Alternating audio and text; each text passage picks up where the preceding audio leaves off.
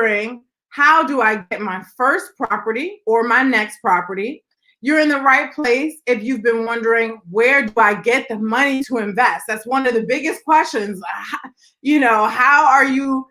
People ask me, how are you able to buy so much property at one time? Where's the money come from? I'm going to talk about that. How can I do this while working a full-time job? Everyone seems to want to leave their full-time job, but it could be a good thing to keep it, especially if you like your job. So we're going to talk about that. We're also going to talk about how you can avoid costly mistakes. That's really, really important. I always like to tell folks, look, real estate is sexy and it's attractive because you can make a ton of money if you do it right. But if you don't do it right, if you jump out there without the right knowledge, you can make very costly mistakes. And real estate mistakes aren't just, $50 here, $1,000 here. They could be $5,000, $10,000, $50,000, $100,000 if it's a large enough deal. So you definitely want to get enough information to avoid those costly mistakes. And a lot of folks want to know, is it really possible for me to do this? We see a lot of other folks, especially with social media now, performing at a high level. And it's like, okay, they're doing it, but is it for me? Is it possible for me? And the answer is yes. And I'm going to talk to you about that and tell you why it's for you. So I want to tell you guys about me, for those of you who don't already know me. In the last, I've been investing now for 13 years, but in the last 2 years, I picked up nearly 30 rental units. The strategy that I use now has me at the closing table, as you can see, over and over and over again. It's one of my favorite places to be.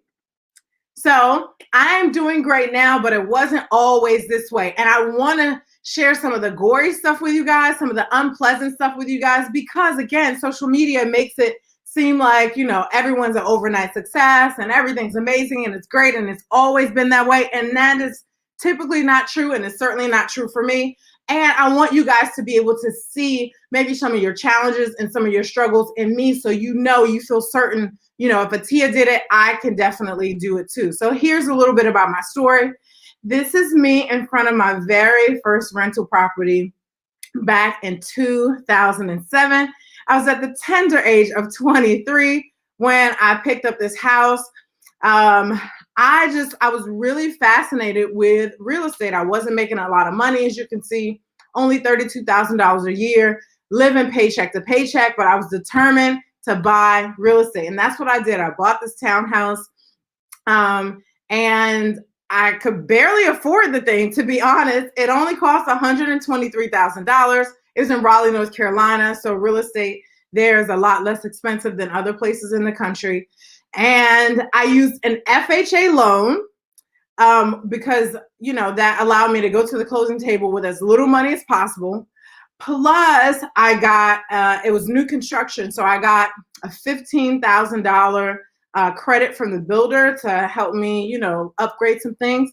And then I got a $20,000 grant, first time home buyers grant from the city of Raleigh. That's where this property is. And it took all of those people to come together for me to get this first deal done, because I wasn't making much money, but I was determined. I'm telling you that because there may be some people listening to this right now. You don't have tons of money to get started, but the most important thing is taking action. I always say action is the activator. So that's what I did. So at the time, I was actually working in television, and I, climbed the ladder from there. And I worked in TV for 10 years. It was great, but I found myself, just feeling miserable. One of my favorite parts, though, was all the cool celebrities that I got to meet. You see the one and the only Oprah Winfrey there in the middle, and you see Uncle Joey from Full House in the top right. Everyone loves Uncle Joey, and tons of other celebrities, me with the Stanley Cup, Patti LaBelle. So it was great. Jerry Stackhouse. It was great, but I really wanted more. I wanted the ability to not have a cap on my income. I got tired of begging for vacation days off only to be turned down. It's really important to me to spend a lot of time with family. So I knew I had to do something. So I did. I left my job as a television producer back in 2011. And I decided to just go into business for myself. If you're listening to me right now and you want to go into business for yourself, just click like for me. I want to know who's in the room with me, because I know that's a goal for a lot of people, is to start your own business. So give me a yes in the comments, say yes, yes, yes, or just, click the like button so I know that you're with me. So that's what I did. I left my job and I said, let me figure this out. Let me tell you, the first 5 years was extremely, extremely difficult. I started a coaching and consulting business. I did not go straight to real estate. Even though I purchased that first property, I just wanted to buy some property. I never was interested in being a full-time real estate investor. It wasn't even something that crossed my mind, right? But so, I'm in this business. It's failing miserably. I'm barely making any money, because when I left NBC, I said, okay, I'm going to start this business. I'm going to make 6 figures in the first year and it's going to be amazing. And that's not what happened at all. And I'm telling you that because if you're listening to this and you're a new business owner, or you're thinking about going into business and it's not going the way that you wanted to, it's okay. It takes time for us to really, build up to something solid as entrepreneurs in many cases. So then I decided, this isn't working, and I considered going back to getting a full-time job. And the thought of that made me sick to my stomach.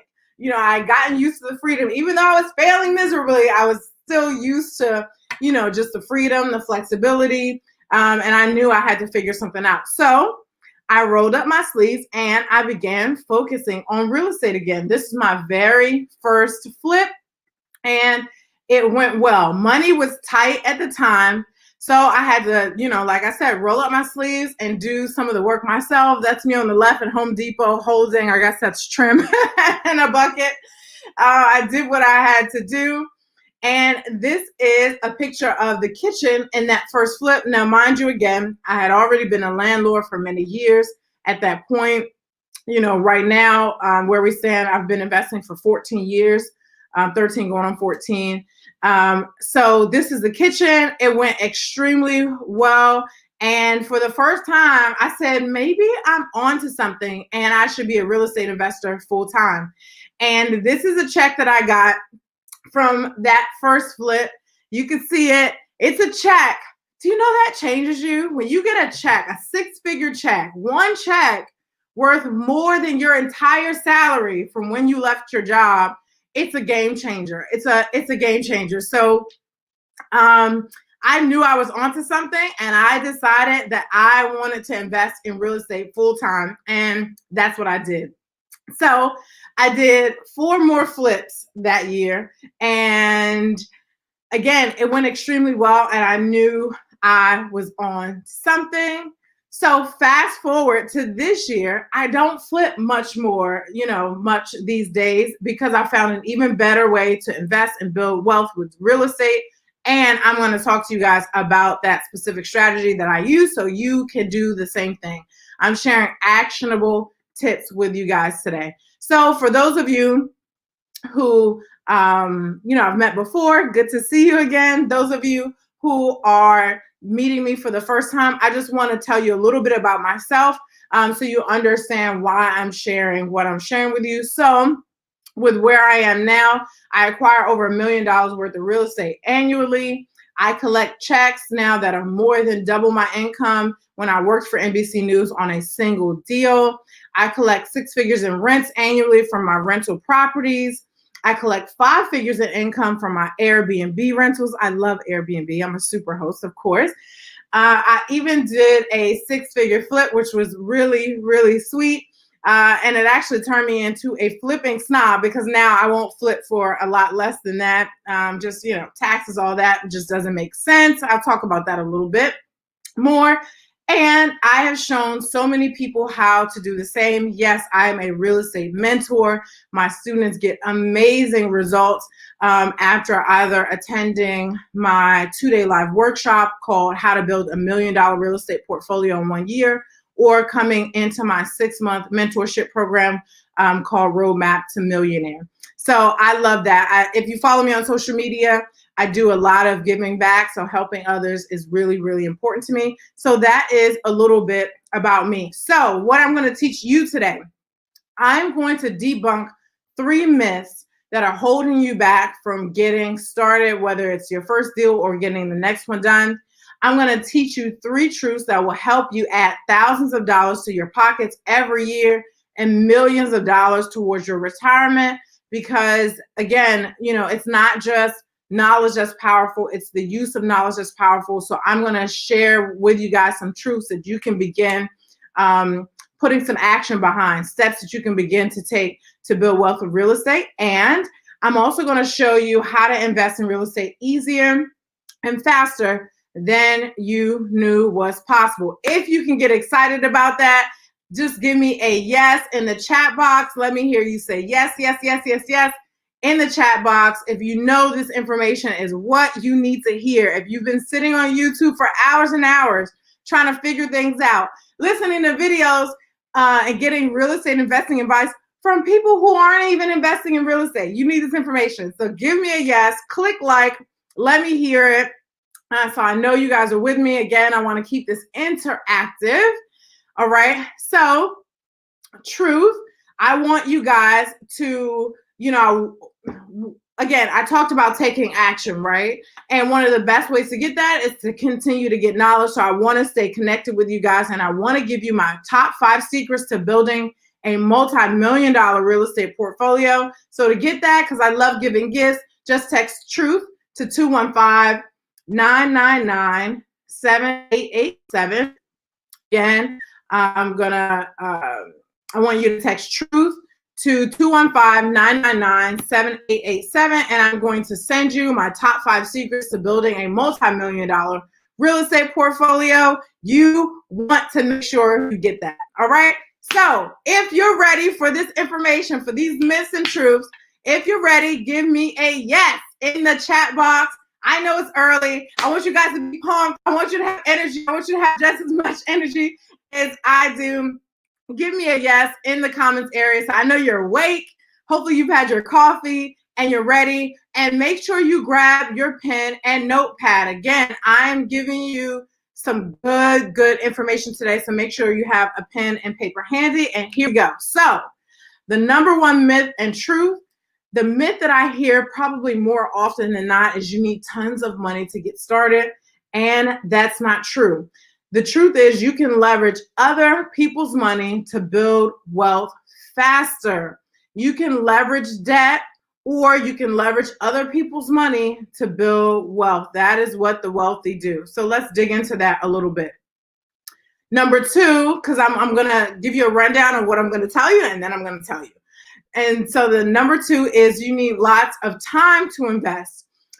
A lot of folks want to invest in real estate, but they're like, I work a full-time job. I have a family to take care of. How in the world can I do this? So I'm giving you that information. The truth is you can invest in real estate while working a full-time job, and there are tons of benefits to working a full-time job as a real estate investor. I'm going to talk to you about that. And then number 3, we're going to talk about needing lots of experience or a real estate license. That is a myth. The truth is you can invest in real estate with little experience and no realtors or real estate agent license. All right. So are you ready to learn how to build wealth with real estate? Just give me a like, a heart, a yes. Give me something in the comment area so I know you guys are with me. And here we go. So myth number 1, you need tons of money to start. And the truth is you do not. You can leverage other people's money. So if you know you're ready to invest in real estate, but you don't think you have enough money, just give me a hand emoji, give me a like, say yes, say that's me, just so I know, I'm giving you the right information for where you are in your particular journey. So if you know you're ready, but you're like, I don't have enough money to do this, I want to know that. So again, grab your pen and paper. I'm going to give you guys some game here. This is a property that I purchased with no money out of my pocket, no money. So this is a duplex that I own in the suburbs of Philadelphia. I purchased it at an online auction for $125,000. It cost me $60,000 to rehab it. Now, I didn't do a full gut on this property. You know, a lot of us, you know, we're watching investors online and everything's a full gut. Everything's a full gut. But I'll tell you, one, when I started out flipping, those 4 properties that you saw, none of those were full gut. I did like a heavy cosmetic rehab because sometimes the numbers don't make sense for a full gut. So in the case of this property, it certainly did not. In the case of those flips, it certainly did not. You really have to, sometimes it's hard to know. One, if the property is not livable, you obviously know you probably need a full gut. But if it's in good shape, the electrical is up to code, you might just want to demo the kitchens and bathrooms because that's what really sells the property. So that's what I did here. $60,000. So where did I get the money from? I used something called a hard money lender, and I'll talk to you about exactly what a hard money lender is in a little bit.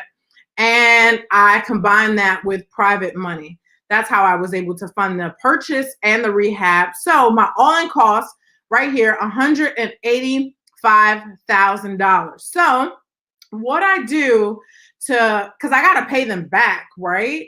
So at the end of this deal or the project, I went to a bank, a small local bank, and I said, hey, bank, I would like to do a cash out refinance on this property so I can get all my money back. So the goal was to pay, you know, my lenders back. So they said, okay, no problem. They came out, they sent an appraiser. The appraiser appraised the property for $260,000. So mind you, I'm all in. All I've spent is $185,000, and now they tell me that the value is $260,000. Excellent. Those numbers are really good. Now the bank's not going to give me $260,000. They want me to have some skin in the game. So they will give me 75%. They were willing to give me 75% of the purchase of the value of the appraised value. So that came out to $195,000. My mortgage payment and expenses on this property is $1,500. So here's the cool thing, and here's what people don't know, because a lot of folks think that you have to save up, you know, 20% down payment to buy each property. And no, that's not how you want to do it, because that's a slow way. It takes forever. If I had to save up 20% for every property I picked up, I would own like maybe a fifth, maybe 1/8 of the real estate that I own.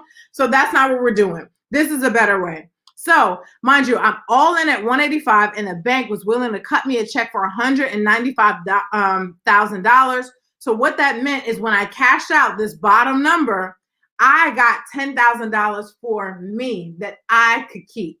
So it cost me nothing. I actually made some funds. Now, this $10,000 is debt. It's in the form of, you know, a mortgage note. But the cool thing is I'm not paying that loan. The tenants who are paying their rent, when they pay their rent, they're paying the mortgage.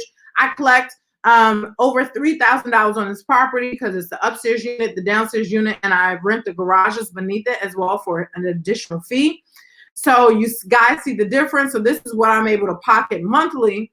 And then I got $10,000 off the top. Is that good or what? Tell me in the comments if you think that's good. If you like to make that kind of money and do a deal like this, where you come to the table with no money out of your own pocket, and you're able to put money in your pocket, plus monthly cash flow, plus you still own the asset. Give me a yes in the chat box. Give me a like. If you like it, I want to know. Like it for me. So here's another example, because all deals are not created equal. So here's another property. I purchased this one for $77,000 from another investor. He actually wholesaled it to me.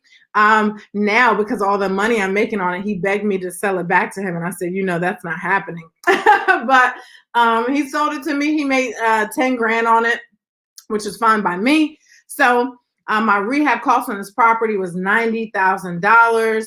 I didn't do a full gut on this either, but I updated brand new kitchens, brand new bathrooms, new floors, new walls, even.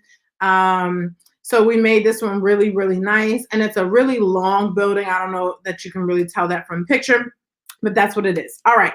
So I use hard money again. You know, a lot of folks are afraid of hard money, but it is some of the easiest money to get to rehab with. So it makes sense to use it. I tell folks it's better to have, you know, 90% of something or 80% of something if they take that much than 100% of nothing because you had no money to do the deal. So take the money, even though it's more expensive. And then I use funds from a credit card for the rest of it. And the way it works is that the hard money lender gave me 75% of the purchase price and 100% of this construction price. And so with the credit card, all I had to do was come up with 25% of the purchase price, since the hard money lender already gave me 75%. So I hope you guys are following me. If you're following me, give me a like, click, type yes for me so I know that you're following me and I'm not moving too fast through these numbers. So same deal. I went to another bank. I said, hey, bank, I have this property. It's beautiful now. It's worth more. Come check it out. Give me a new value. So they did that, sent the appraiser out. I got a value of $270,000, which was incredible. Now I'm all in only for $167,000. So I'm in really good shape on this one. 75%. Remember, they're not giving me 100% of the new value. They're giving me 75%. So 75% of that is $203,000. So they wrote me a check for $203,000, and all I invested was $167,000. So the same thing. I paid all these folks back. I paid the hard money lender back. I paid the credit card back, and then I cashed out. And this time, $36,000. It was so good. Now my mortgage payment, my expenses, $1,600 on this one, and my rents are $3,600. Now you may be looking at this. First of all, this place is a duplex. So I put 2 units in here, and it's kind of already split, so it was easy to do. And the property doesn't look like this anymore. This is what it looks like when I bought it. We've cleaned it up, made it pretty, put some paint on it, fixed the brick and all that good stuff. But I'll give you guys a secret. I wasn't planning on sharing this, but I'll give you a secret. One of the ways I push rents up in my multifamily properties is I put Airbnbs in them. Airbnbs, if you do it right, if you know what you're doing, it could be a cash cow. And that is the case for this property. So I can get I have some really good months with Airbnb where I'm getting $3,000 a month for just that one unit. There are a few expenses like having my cleaning crew come in, things like that. But most of that I get to keep. So it's good stuff. If that was good, just click like for me. I want to make sure that you guys are with me and you're following me. So most people think you have to have lots of money saved in perfect credit. It's not true. You don't. And here's what happens when you think that. You take 10 years to get started instead of starting now. Again, I'm going to say it over and over again during my time with you. Action is the activator, or worse, you never get started at all. I can't tell you how many people I've spoken to where they've been wanting to invest in real estate for, 5 years, 10 years, 20 years, and they still haven't taken any action yet. And you don't have to be wealthy to build wealth. What you have to do is start. There is money available to you if you know where to look for it. And if you think you can or you think you can't, you're right. We've all heard that before. So there's money available to you if you know where to look. And the truth is you can leverage other people's money to buy real estate. I do it all the time, and it helps me grow faster. And it keeps me at the closing table, like I mentioned. So the old thought is I want to invest in real estate, but I don't have any money. Now we know better. There is money available to me if I know where to look. We're getting rid of those old mindsets and those old thoughts that are holding us back from building wealth with real estate. The new thought is there's a money available to me if I know where to look. You see the difference? It kind of has the same basis, but you put a twist on it and it makes all the difference. So where can I find the money to fund my deals? I'm going to give you guys that right now. So make sure you have your pens and pencils out. These are some of the best places you can go to fund your deals. First one, FHA loan. I talked about this.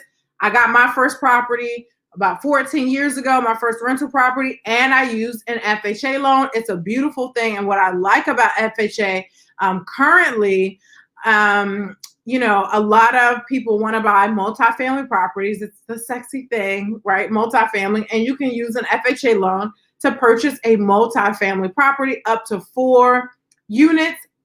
So what's cool about that is you can buy this property, live in one unit, have the other units pay for the entire property and maybe and then some. So either you cash flow and you're living for free, or you're living for free, or you're living nearly free.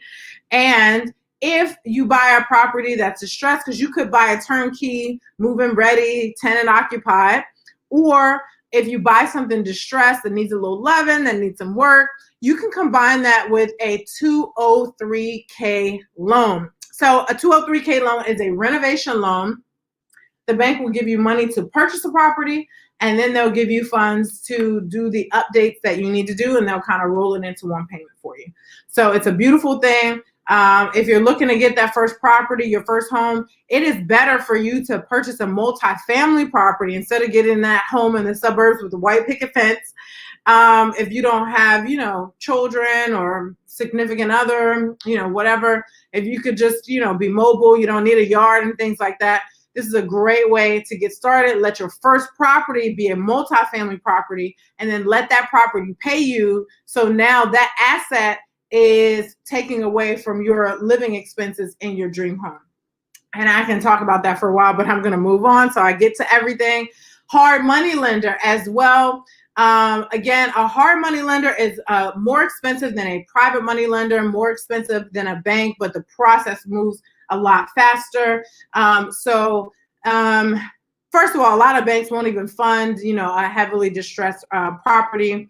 But a hard money lender, they'll come in. You can pay anywhere between like 9 and 15%, sometimes higher. I wouldn't necessarily recommend you accepting terms higher than that. And then it comes with maybe like 2 or 3 points. But again, it's better to take the more expensive money than to not have had the money at all to do the deal. You can leverage credit cards, preferably business credit cards, so it never shows up on your personal credit. And you can get, 0% interest credit cards, so it's almost like having free money. Family and friends, there are folks who have a 401k or just, money that they inherited, money that they've saved up that's not really working for them or making any extra money. If the money's just sitting in the bank, you're not maximizing it. So there are family members and friends, and I've had family members and friends and old coworkers too from the TV industry invest with me. So just put it out there that, you're a real estate investor. Once you feel, because once you're working with, taking money from family and friends, you really want to know what you're doing, especially if it's someone's retirement funds. But that's a different option for you.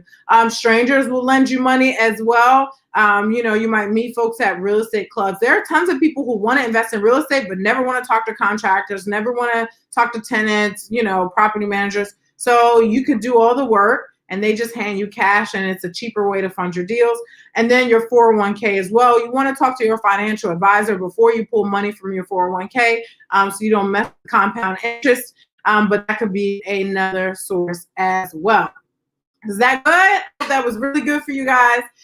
Just click like, click yes. So I know that was good and you're getting what you need. This is one of my students, Shavir. She was able, after coming to my class, she was able to raise $200,000 in private money, which was amazing. She's a total rock star. She's actually under contract now for her 3rd property in Baltimore. But I'm sharing this with you guys so anybody could do this. You just have to, do the work and know what to do. Here's another one of my students, Ayana. She's doing some house hacking and earning $1,300 extra a month in rental income from a property that she lived in. So she had a house she lived in. The basement was empty. She spent a couple bucks to, get it renovated. And she listed on like Airbnb Furnished Finders, and she's making this extra money, which cuts down on her personal living expenses significantly from a space that was already there. She didn't even have to buy anything new. This is another one of my students, Cherie. She got her first investment property during COVID. It doesn't matter. And I tell folks, it doesn't matter if the market's up, down, crazy, or we don't even know what's going on. You can invest in real estate. And, she just said, be prepared to be accountable when working with me. So I just want to give you guys these real life stories so it is possible for you to invest. So what we just talked about, was you do not need tons of money to invest in real estate. So now to myth number 2. You need lots of time to invest in real estate. The truth is, you can invest in real estate while working a full-time job. I was working a full-time job for a long time before I became a full-time real estate investor. So it can be done. So most people think you have to spend hours every day looking for deals, managing contractors, and that can't be further from the truth. So keep calm and keep your job. You don't have to quit your job. So here's what happens when you believe you have to quit your job. Analysis paralysis kicks in because that's scary. I was terrified when I left my job. So if you're anything like me, you have a family to support too. It's, that's not a decision that you're going to take lightly. So you feel stuck, anxious, overwhelmed, which means you do nothing. That's what happens. You spend hours on YouTube. If you're one of those folks who spends hours on YouTube and Instagram, I want you to put me in the comment section because I know there are tons of you here who spend so much time, piecing together lots of information on YouTube. And look, you can get great information there, but that's really why I started teaching and became a real estate mentor, is because I realized that it is very difficult to take all those, small pieces of information, whether they're good or not, and piece them together in a way where you can actually get a deal done. So if you're one of those folks who've been kind of piecing together free information on YouTube, I want to know, because I know you guys are in here. So type me and click like in the comments area. And your fear is keeping you from getting started because you still don't feel, quite sure. And I want you guys to know you don't have to be great to get started, but you have to get started to be great. You have to take action. The truth is, you can build a real estate team to help you build your dream. A lot of times as entrepreneurs, and I know I was this way, we feel like we have to do everything ourselves, and that's not true. It is better. Again, real estate investing is a team sport. So speaking of a team sport, it takes teamwork to make the dream work. Let me tell you, there's a significant difference of where I am in my business now versus where I am now with a team versus where I was when I was an island to myself. Huge difference. So you may be thinking, well, who are the key players? And these are 4 of the key players. 1, a realtor or a wholesaler. For those of you who don't know what a wholesaler is, the most concise way to explain it is a wholesaler is a person who does the work to find distressed properties and distressed homeowners. So a distressed property will look like, something that's abandoned, boarded up, a rusty car sitting in the driveway, tons of weeds, it snows, no one clears the snow, mail is pouring out of the box. That could be a distressed property. And a distressed homeowner is maybe someone who's on the pre-foreclosure list, a worn out landlord who just doesn't want to be bothered anymore, someone who inherited a property and they have no idea what to do with this thing. That is a distressed wholesaler. Excuse me, that is a distressed person, homeowner. So now for a realtor or wholesaler, this person can really help you find deals. So you want to have those folks on your team. A general contractor. A contractor can make or break your deal. And a property manager. You want a property manager if you don't want to deal with tenants yourself. Hold on. You have 5 minutes, Attiyah, all right? Okay, sounds good. Thank you. So a property manager can be a great resource to you, but you can manage the tenant yourself, and then a commercial loan officer, right? So you don't need lots of time to invest. You can invest in real estate while working a job by having the right team members. So here's one of my students, RB. He's a public official, so we kind of protecting his identity there. But after coming to my class, he did 2 deals, making over $100,000, and he works a full-time job as a public figure. You can do this while working your full-time job. Here's my student, Mike. He came to class. He wasn't sure where to invest in real estate. We talked about that, and he didn't have to figure it out all by himself. And here is one of my students, Sharina. She's a woman, and for her was, I don't feel comfortable as a woman. And after working with me, she did. And now she's a landlord, which is super exciting. And here's one of my students, Maurice. He came to my class and he said I helped him avoid a $50,000 mistake that he was about to make. So that's amazing. So we're going to roll into the last one. So I make sure, I get all 3 myths to you guys. So this last one is you need lots of experience or a real estate license to invest. The truth is you don't need experience or a license. Most people think there's some special training to be a real estate investor. There is no magic fairy dust. It's really about taking action. And when you believe that there's some magic fairy dust, you spend 6 months to a year taking your taking classes and studying for your real estate license. And the truth is most people fail the test because it's hard and then they just quit and never end up doing anything. And also we hide behind our computers and spend way too much time researching instead of doing. It is better to earn while you're learning instead of just learning. And taking imperfect action is better than no action at all any day. I know because I'm a licensed realtor in Pennsylvania and Maryland, and it doesn't necessarily help me make more money as a real estate investor. It gives me other perks, but it doesn't necessarily help me make money. And I think we can all agree getting paid is much better than being perfect. So the truth is the best way to get experience is to just do the work yourself. And what you need to know is you need a SEAM. So I put together an acronym. So 1, you need a real estate squad. You need a good exit strategy. You need to know your area and you need to know the math. So now I'm going to have to run through this quickly. So don't be an undercover investor like I was. Investing in real estate as a team sport, and it really makes a difference having the right support. You want to have the right exit strategy. You need to know, can I rent it out? Can I flip it? Should I live in it? You need to know your area. When you master your area, you can run your numbers on the spot. It won't take much. So you really want to know your area. And here's some real estate math.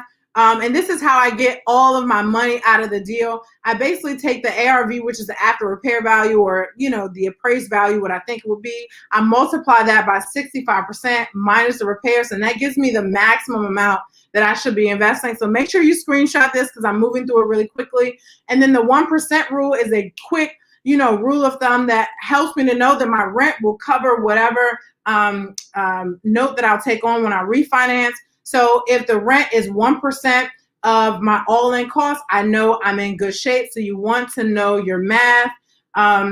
So a quick recap, getting paid is much better than being perfect, and you want your SEAM in place. Here's one of my students, Miss Cheryl. She's getting up there in age, and she said, I want to have something to leave behind.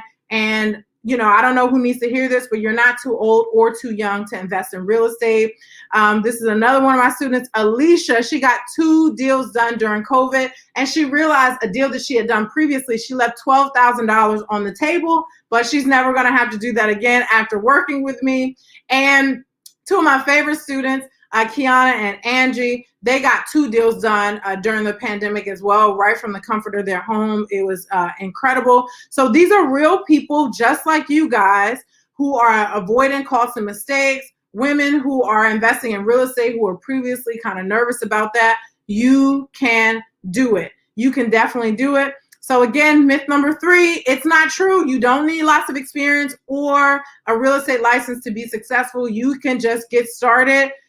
Get you a great mentor. If you're nervous, a good mentor is always really good, and you don't need a license. So if that information, I'm wrapping up, landing the plane. If that information was good for you, give me a yes or give me a like in the comment section so I know you got some of what you came here for. Of course, there's so much more to give. But I wanted to make sure, I give you guys as much as possible during the time that we have together. And just in case you missed it at the top, just so you can continue to learn and get good information, I want to send you my top 5 secrets to building a multi-million-dollar real estate portfolio. So make sure you text TRUTH to 215-999-7887. Real estate investing is for you, and you can definitely do it. So that is the close of my presentation. I hope you guys got a lot of good information. I hope you got what you came here for. And I think they're going to cut me off in a minute. Now, if we have time for questions, I don't know if they're going to give me time for questions, but you guys can put them in the comment section, and maybe I can answer them if we have time now, or if I just hop back in and answer them for you. You can also send me a DM. You can find me at Attiyah Blair, like you see in this corner, that corner, at Attiyah Blair. On Instagram, on Facebook. I'm always sharing tons of tips and good information that you can use. So connect with me there. And then I'm going to send you that information when you guys type truth to that phone number. If that was really good for you, I'm trying to see if there are any questions here. Laura said, that's my strategy. House hack basement with Airbnb on my 203K loan in Brewerytown. Excellent. You're doing good, Laura. Excellent. Excellent. Let's see. Any other questions?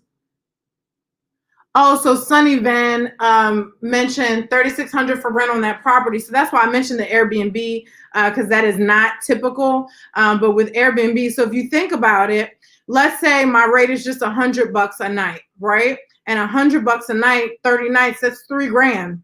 And then the unit on that first level makes the rent there is $1,100 a month. So I actually make a little more than $3,600 some months, but then there's some months where I'm under that. Like Airbnb is not as hot during the colder months, so I don't make as much. So that's why I average out at $3,600. It's really good, and that's again one of my strategies to push the rents up is to put Airbnb in there. But you have to do it right. You have to make the property really beautiful and attractive. We have to invest in good photographs because that's what really gets people pulled in is those beautiful photos, and it does really well. So hopefully that's helpful to you, Sunny, to understand why those rents are so high and how you can do it too. And another resource, since they still have me on, I don't know when they're going to cut it off, is Furnish Finders. You can find people who just need a longer term stay with a furnished place. I've had flight attendants in my place. I've had, traveling nurses. I've had students, Philadelphia, and that property is in Philadelphia. Philly is a college town, so tons of students, and it's a hospital town too. So I've had a lot of people who've come into town for like medical procedures, children and their parents who go to CHOP.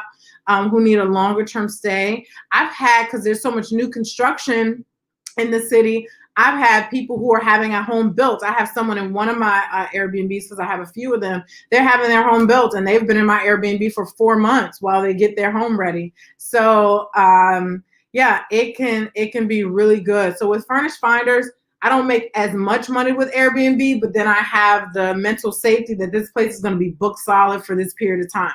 So I'll take the less money, especially during the winter months, because like I said, Airbnb is really tourist driven. Not 100%, but it's tourist driven. So during the warmer months, you're getting more people. Of course, things are wacky now with COVID, but that's how that goes. Let's see if there are any other questions.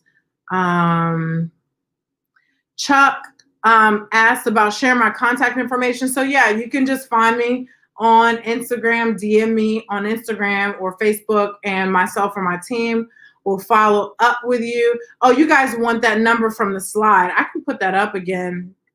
Let's see if it'll let me share my screen again.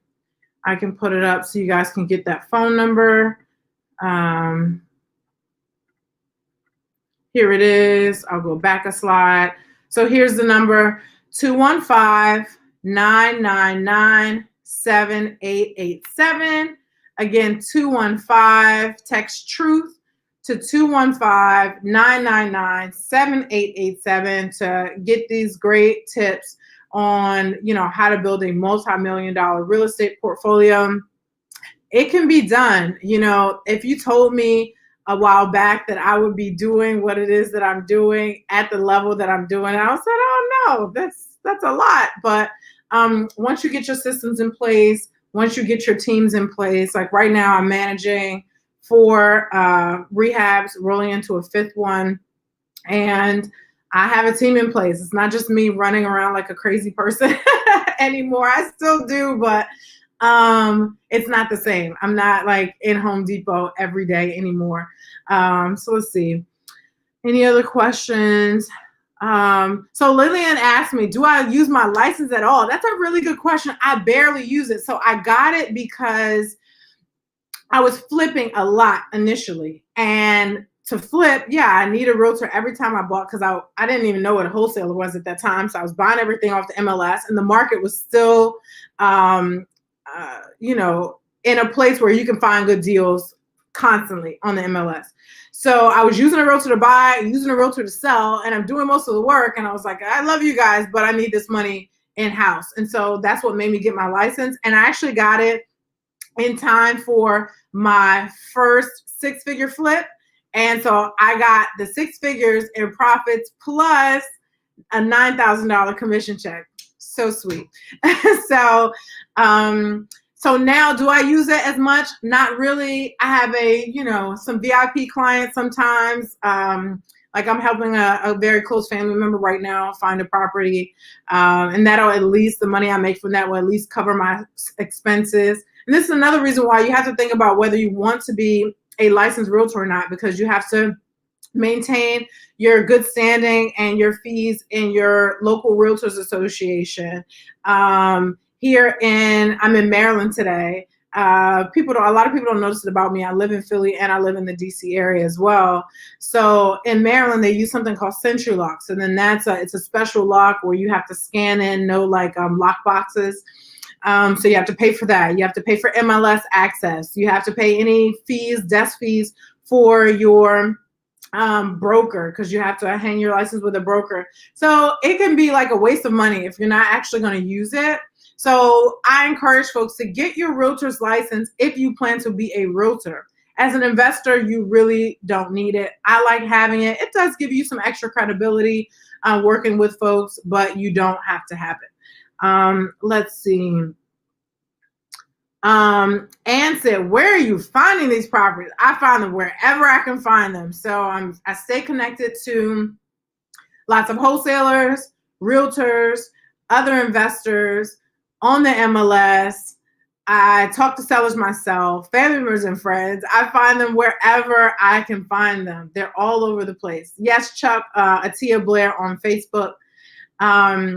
Instagram is definitely the better place to connect with me. I'm more active on there, but you can find me. I'm easy to find. I'm on LinkedIn as well. If you prefer to connect on LinkedIn, I'm Attiyah Blair on LinkedIn.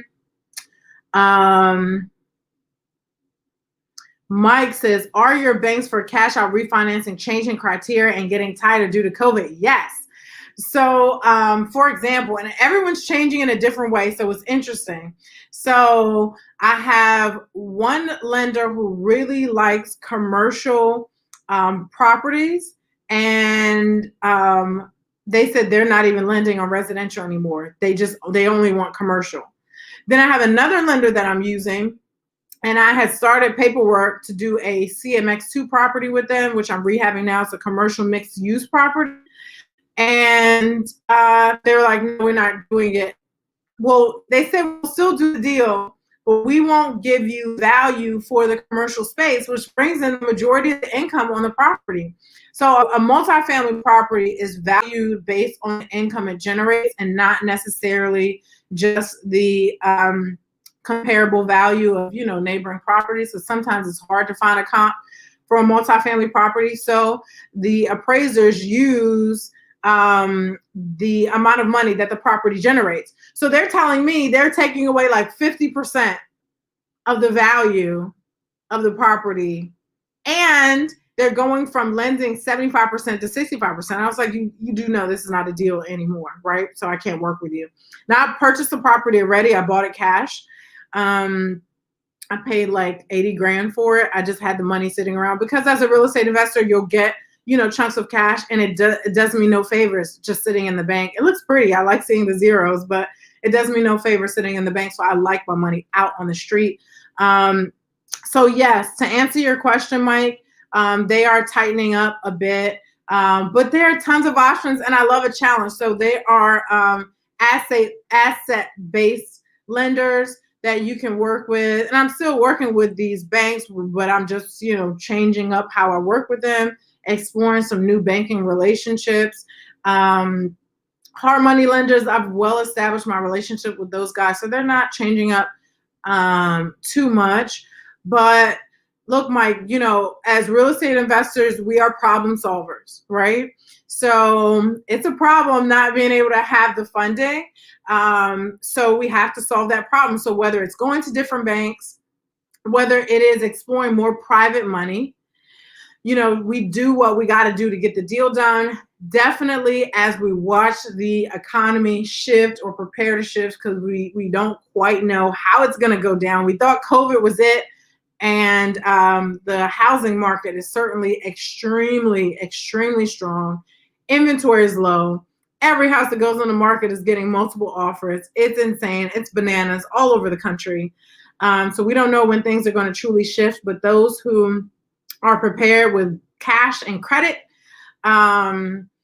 will be able to pick up properties at, for pennies on the dollar, as we did during the last recession, 07, 08, 09, which that is when I started investing in 07. I had no idea what I was doing, but I took action, and that was the start of a multi-million-dollar real estate portfolio. That's why I encourage you guys to just get started. Let's see. More questions. But you're welcome, Chuck. No problem. So Jason is asking, do you have suggestions for refis or for LLCs? Not sure what you mean. If you want to clarify that a little bit, but I'll just roll with it in the meantime. So with the refinance, okay, I'll give you a few things. So one, you want to establish a relationship with the bank before the property is done, because when you establish a new relationship, it could take as much as 60 days. You don't want to wait 60 days to get your cash out. I actually like starting my refinance before the project is done. So when we're like closing up the walls, putting up sheetrock, throwing in cabinets, and it start to look like a place where someone can actually live, I like to start my refinance process. So immediately, and I start looking for tenants. So because the banks want to see these leases before they give you money. So I start that process early as possible. So by the time the tenants are rolling in, I'm just happy with my cash out, funds in hand, and I'm rolling that money into the next deal. Also for refinance, with the appraisal process, this is really good information I'm about to give you.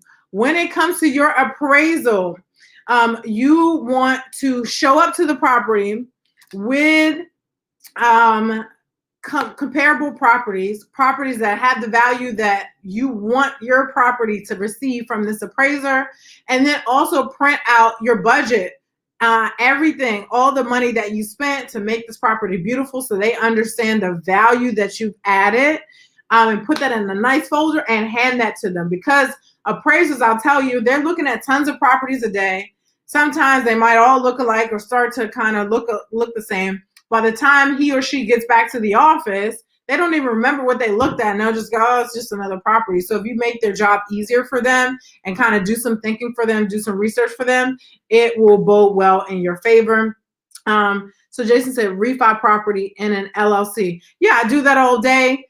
So when I create my LLC after I go under contract, so I'm not creating a bunch of needless LLCs. I keep it real simple. I typically just kind of put the LLC in the property's name. So if it's like 123 Main Street LLC, it's just, that's what it is. And it's cool because so they will typically, in many cases, they'll have you be the guarantor, but the loan never shows up on your personal credit, which is excellent. So it's not impacting your debt to income ratio. So I do my refinances in LLCs all day long. You'll also need your EIN from the IRS, which is free. Let me tell you guys, I used to create my LLCs with CorpNet and LegalZoom, and I would pay like $400 a pop until I knew better. When you know better, you do better. So I create my LLCs now myself on the state's website.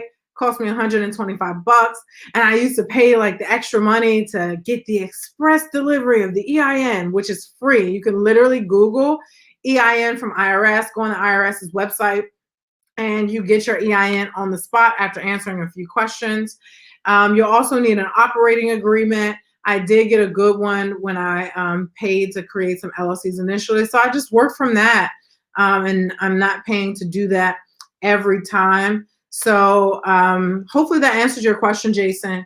But yeah, I do my refinances in an LLC name. I only time in the last couple of years where I've purchased a property in my name is because I had no choice. So that 6-figure flip that I did, it was I bought it at an online auction.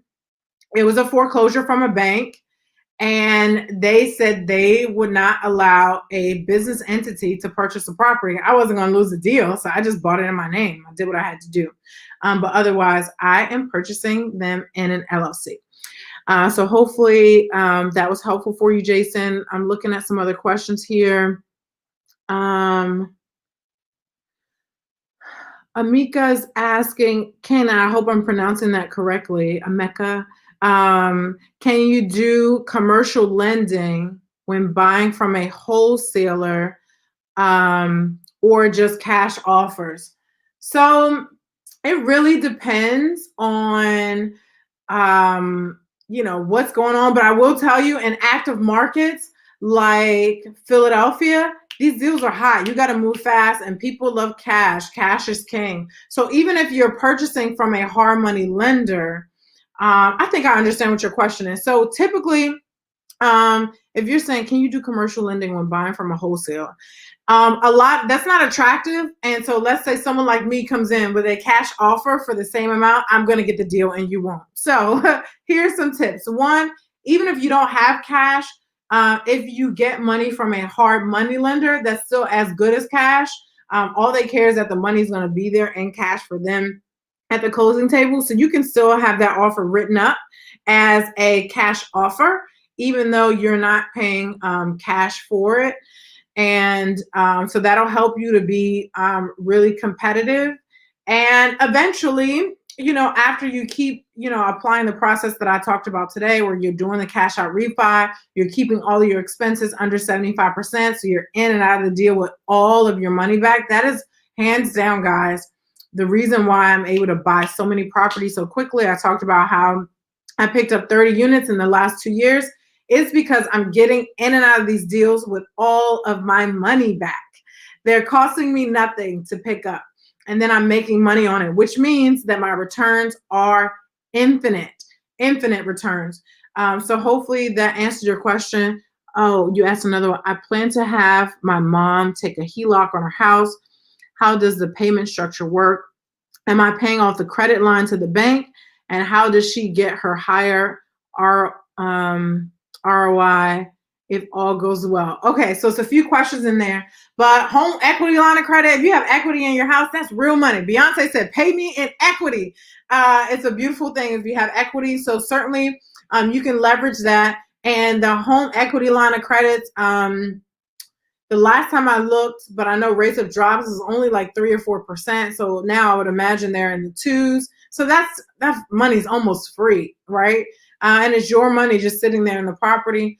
But you have to make sure you get a good deal and you don't waste that, so you can put that back. So think about it. If you use that HELOC to do the strategy, to employ the strategy that I shared with you guys today, you're paying, 2 or 3% on that money, but you're making 100%, 200% returns. You know what I mean? So it's just a smart thing to do. It's nearly free money, so that's a good thing. How does the payment structure work? So it's just a separate payment. So let's say you get a home equity line of credit for like $60,000. It can cost you like 300 some bucks a month. And you just pay it if you're not using it. So I want to warn you, if you're not using it, when banks really tighten, when the economy like just tanks, so let's say, it's a $60,000 line of credit and you only have 10,000 out, they could snatch away that other 50. So if you see the market shrinking, I would advise you to just pull it all out. So the cash is in your hand. They can't take it from you when it's not in the bank anymore. And you can leverage that money over and over again. Am I paying off the credit line to the bank? Yeah, so you're paying that off to the bank in monthly payments. And then how does she get her higher return on investment if all goes well? So you want to, and use that money to invest. I mean, there are lots of things to invest in. Real estate is my personal favorite. But invest that money. But there's so many things that you can do. But yeah, just invest it in a property to make sure you can always pay it back, and then pull the money out and then invest it again. And it should be larger. Every time you put the money in and pull it out, it should be larger every time. Let's see. Jason, do you have suggestions for lenders? It really depends on what you need a loan for.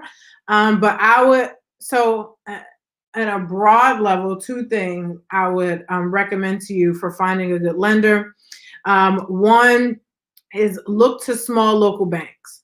The big guys aren't funding these kinds of deals, especially not any temporary funds to get you to, bridge you until you are ready to do the refinance. So small local banks, credit unions, they're perfect for this. You're very welcome, Mecca. So they're perfect for this type of investing. Let's see, suggestions for lenders. And so as far as paying a fortune for your first loan, this is a great time to refinance.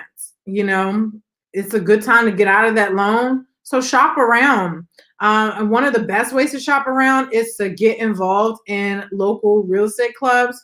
Everyone's meeting virtually, so you could be on your couch in your pajamas at this point, meeting new people, and just being in Facebook groups, being in Bigger Pockets, local groups on Bigger Pockets, and ask folks who they are using. Folks tend to be generous with that information. So that will be a good place for you to go. Let's see. Next question.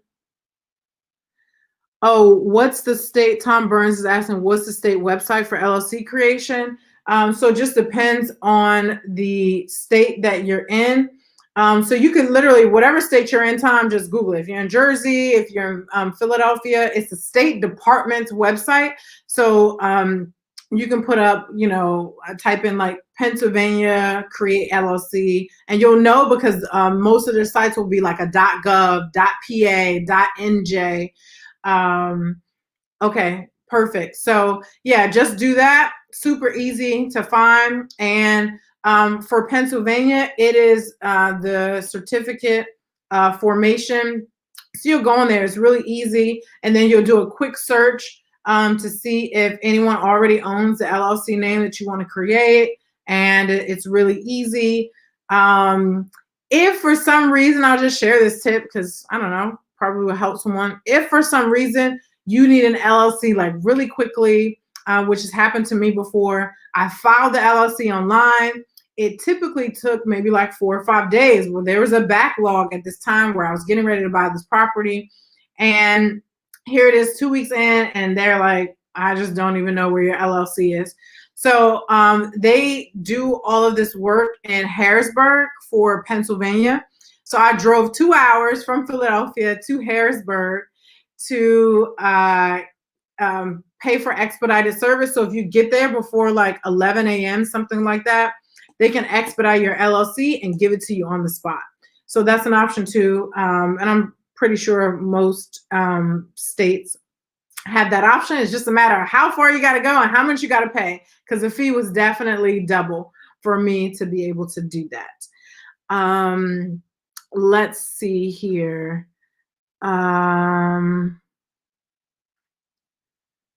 Let's see. More questions.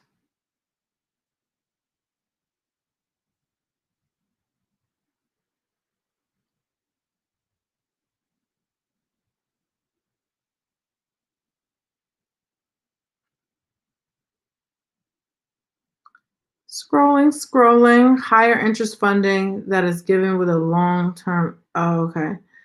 That's giving some information.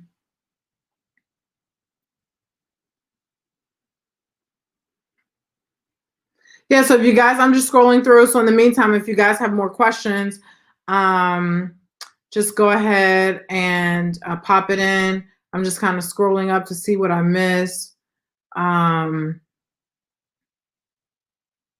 Sonny mentioned the goal is to pay off the properties, and that will be my retirement income. So Sonny, with that, so that's a good point. He mentions, I believe it's 6 properties, and the goal is to pay it off, and that it will be a retirement income. So, this is a big argument, debate in the real estate community. Do I pay off this real estate or do I not pay it off? So the plus to paying it off is that you just don't have to worry. You truly, own this thing free and clear. You're collecting your monthly rents. So that's, and it's, almost pure cash flow. And when I say pure cash flow, I mean, let's say the rent is $2,000 a month. You don't have a note on it, so minus like taxes and insurance, all that money is yours, and any repairs that come up, all that money is yours. So it could sound good, but think about it this way. If you have a note on it, you are able to leverage, because the point is we're only taking debt to reinvest it. Because let's say you had to save up money to get the next property and to keep doing it over and over again, it could take a really long time. So each of these houses can really act as a piggy bank for you to purchase, another property. So you want to think about it that way. And so let's say you pay it down and you take out a home equity line of credit. So I just talked to, about that a second ago. You take out a home equity line of credit. So this money is super cheap, right? And you can leverage it to, let's say, you're in retirement. You don't want to really do a whole lot of extra work. You can take this money and technically, because I talk about this all the time, having your assets pay for your liabilities. You can have this house. Let's say there's $100,000 car you want a Maserati, or you want like a big Range Rover or whatever. You can pull out this HELOC for $100,000, buy your vehicle cash. Not that I ever recommend you buy a depreciating asset cash, but YOLO, you only live once.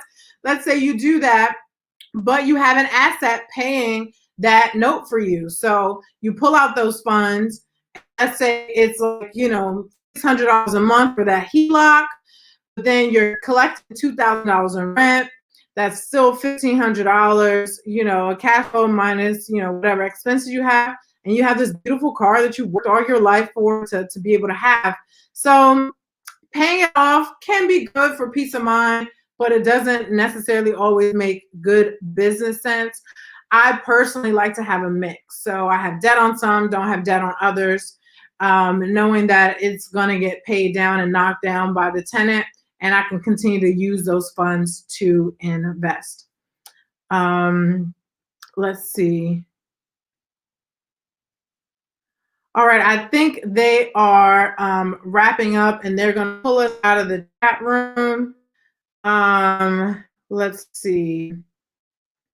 But if you guys have more questions, go ahead and put them. I'll continue to talk to you guys while we're still on. I'm just going to send them a message here.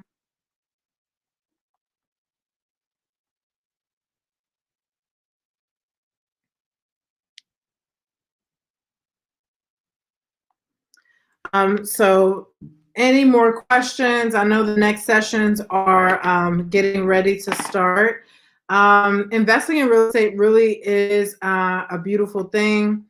I know we've all heard a lot of horror stories, but you can really do well once you get the right knowledge and the right systems in place. If you need help with the knowledge piece, again, just connect with me at Attiyah Blair. You can even go to my website, AttiyahBlair.com, enter your email, your information there so we can stay connected.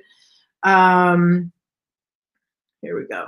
So we can stay connected. So you definitely want to get started. That is what my biggest takeaway for you guys is. Action is the activator. You just want to get started and take action. That's most important thing. And I'm going to go ahead and wrap up. I hope this was amazing for you guys. I always love sharing knowledge and information. And I will see you guys next time. Bye.